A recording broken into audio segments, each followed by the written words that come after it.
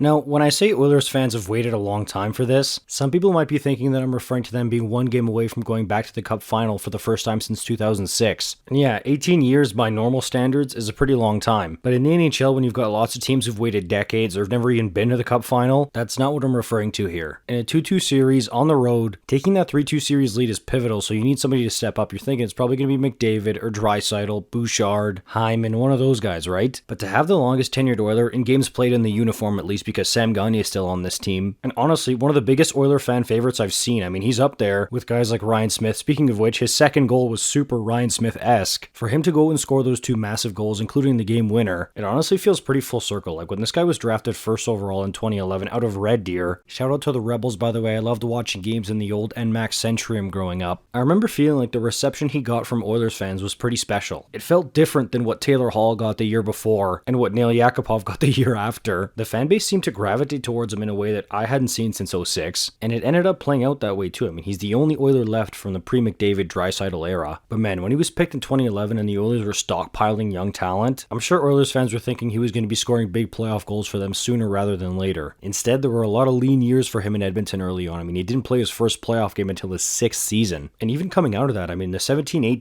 18-19 seasons did not go well for the Oilers. This fan base has waited a long time to celebrate this with him and to see him play the hero with big goals deep in the playoffs. Like, for a lot of people in this generation of Oilers fans, this is their guy. Like, for a team that has two of the most electrifying players the game has ever seen, man, do I see a lot of Nugent-Hopkins jerseys when I'm in Oilers circles. And it's not just the fans. I mean, Draisaitl was raving about him in the media this morning, mentioned that he's probably a coach's favorite player in the world. Oh, and I wanted to throw this stat at you. So I mentioned that he's the longest tenured Oiler in terms of games played. The guy has more regular season games played in an Oilers uniform than Mark Messier. Isn't that wild? I know Messier is also fondly remembered for his time with the Rangers, and he played with the Canucks as well. But still, when I heard that, I was like, wow, really? And it made me think, maybe it makes you guys think this too, where's this guy going to end up in Oilers history? Which, even just thinking that is wild to me, because I remember seeing the scrawny kid who played for the Red Deer Rebels, and then his first couple of years with the Hall, Eberle, Nugent-Hopkins Oilers, and then kind of shifting to the background when 97 and 29 really burst onto the scene. Now look where we are. I don't know, this stuff really fascinates me, the whole progression and trajectory of this player. It was cool to see him do what he did tonight, especially the first goal. That was a nice snipe. I love seeing guys snipe the puck hard and low, and that's exactly what Nugent-Hopkins does a lot. Oiler fans, talk to me about number 93. And also, who's your guy growing up? Like, it doesn't have to be an Oiler, just let me know in general. Who's your NHL player that you really resonated with? For more Oilers content, please like the video and subscribe. I'll see you in the next one. You're awesome.